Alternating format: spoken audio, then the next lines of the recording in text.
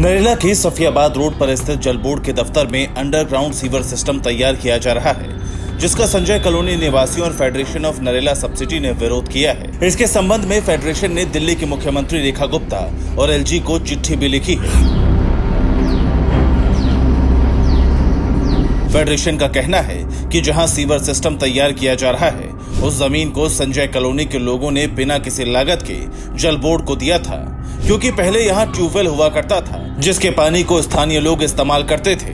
बाद में यहाँ जल बोर्ड का दफ्तर बना और प्लांट लगा, जिससे कॉलोनी में पानी की सप्लाई की जाने लगी। अब यहाँ सीवर सिस्टम के लिए खुदाई चल रही है, जिसे लेकर लोगों का कहना है कि अगर यहाँ दूसरी कॉलोनी के सीवरेज का गंदा पानी आएगा तो इससे आसपास के लोगों को समस्या होगी, जिसके संदर्भ में शिकायत भी दी गई है। मैं Joginder Dahiya, president federation of Narela. Delhi जल बोर्ड द्वारा एक दूसरी कॉलोनी का गंदे नाले का पानी, सीवर का पानी लाके जो संजय कॉलोनी सफियाबाद रोड पर स्टोरेज का काम करने का प्रयास कर रहे हैं। एक वाटर टैंक बना रहे हैं जो ज़मीन में होगा, और उस टैंक में उस कॉलोनी का, शिव मंदिर कॉलोनी का पानी लाके छोड़ेंगे, जिसका यहाँ की जनता विरोध कर रही है। क्योंकि हमें यहाँ ये ट्यूबवेल की जो जगह है, ये एक फ्री ऑफ कॉस्ट दान में दी हुई है और इसका सरकार से कोई पैसा नहीं लिया गया था।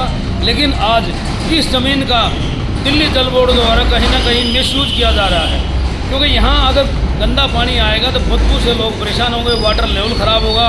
सबसे बड़ी बात, यहाँ से पीने के पानी की जो ट्यूबवेल यहीं से है, एक वाटर प्लांट लगा हुआ है यहाँ, उसके द्वारा उनका भी पानी ख़राब हो जाएगा।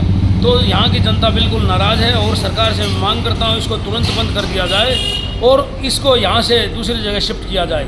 ये हमारे पूरी कॉलोनी का विरोध है और फेडरेशन ऑफ नरेला का अध्यक्ष होने के नाते मैं भी इसका विरोध कर रहा हूँ। जल बोर्ड का जो ये इन्होंने जो दे रखा है, ये पानी की सप्लाई के लिए, टंकी के लिए इन्होंने यहाँ इसका नाजायज फायदा उठा रखा है और इसमें गंदे पानी की सप्लाई आ जाके फिर आगे देखने की कोशिश कर रही है और यहाँ बदबू होगी और लोगों का जीवन दुर्भर हो जाएगा। जो यहाँ पे ज़मीन दी गई थी, ज़मीन जल बोर्ड के लिए दी गई थी, जिसमें पानी का कार्य था, लेकिन यहाँ पे सीवर का पानी दूसरी कॉलोनियाँ का इकट्ठा करके यहाँ पे डाला जा रहा है, जबकि बराबर में वाटर टैंक चल रहा है, जो गलत है। और पीने के पानी में ये असुविधा कैसे हो, कैसे नहीं, इससे बचा जाए तो अच्छा है। जल बोर्ड द्वारा जो अनलीगल कार्य किया जा रहा है फेडरेशन ऑफ नरेला की तरफ से, उसकी शिकायत भी की गई है, जिसमें मुख्यमंत्री जी और एलजी साहब, पुलिस कमिश्नर, सभी से हमने फेडरेशन की तरफ से शिकायत कर चुके हैं और अधिकारी इस कार्य को रोकने के लिए तैयार नहीं हैं। इसको जबरदस्ती काम चालू किए हुए हैं। सरकार से मांग करते हैं इसको तुरंत बंद किया जाए।